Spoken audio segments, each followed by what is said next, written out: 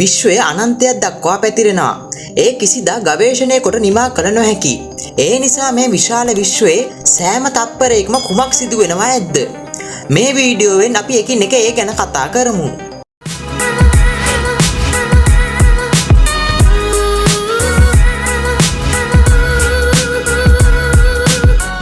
පෘථිවි ජීවීන් විදියට අපි සැමටම දැනෙන්නේ අපි එකම තැනක සිටිනවා වගේ.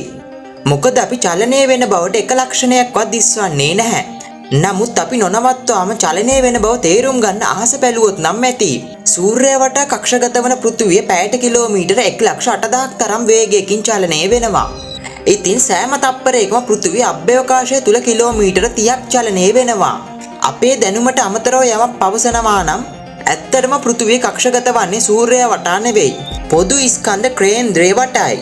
එම නිසා සූර්යය සහ පෘථිවිය කියන දෙකම එකම පොදු ස්කන්ධ කේන්ද්‍රයක් වටා කක්ෂගත වන බව මතක තබා ගන්න. සූර්යයා පෘථිවියට වඩා දස ගුණයකින් වැඩි ස්කන්ධයකින් යුතු වීම නිසා පොදු ස්කන්ධ කේන්ද්‍රයේ පවතින සූර්යයාගේ මධ්‍ය කේන්ද්‍රයට ඉතාමත් සුළු දුරකින්. නමුත් යෝධ බ්‍රහස්පති ග්‍රහයාගේ පොදු ස්කන්ධ කේන්ද්‍රයේ පිහිටා තිබෙන සූර්යයාගෙන් පිටත අභ්‍යවකාශය තුලයි. එම නිසා එය කක්ෂගත වන්නේ සූර්යය සමග නොවන බව පැහැදිලිවම පවසන්නට පුළුවන්. 1925 වර්ෂයේදී එඩ්වින් හර්බල් මහතා පැවසූ දෙයක් නිසා මුළු විද්‍යාත්මක සමාජයේම තිගැස්මට ලක් වුණා.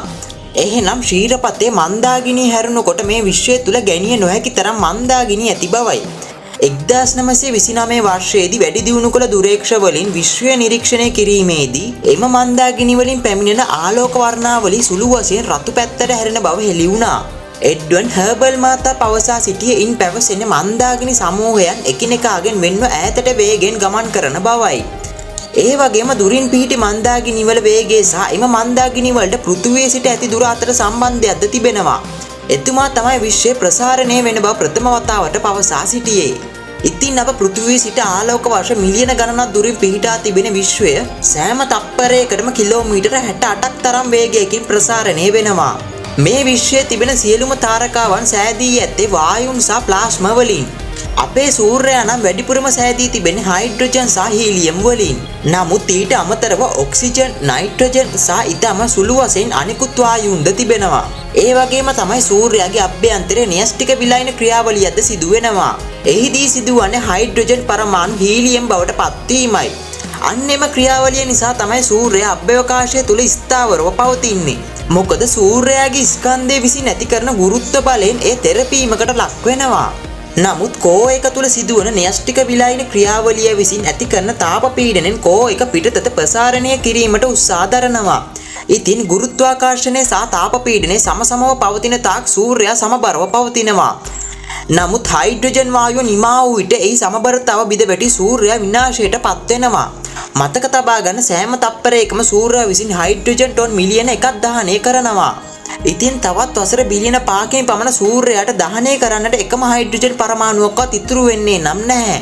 සාමාන්‍යයෙන් මෙයින් සීක්වන්ස් ගණයේ තාරකාවට න්‍යෂ්ටික විලයන ක්‍රියාවලිය නිමා වූ විට එහි කෝ එක බිඳ වැටි සුපර්නෝවා පිපුරුමක් සිදු වී එය කළු කුහරයක් බවට පත් වෙනවා. නමුත් අපේ සූර්යයා සුපර්නෝවා එකකින් පුපුරා යන්නට තරම් ස්කන්ධයක් ඇත්තේ නැහැ. එම නිසා අප සූර්යයා සුදු වාමන තාරකාවක් බවට පත් වේවි.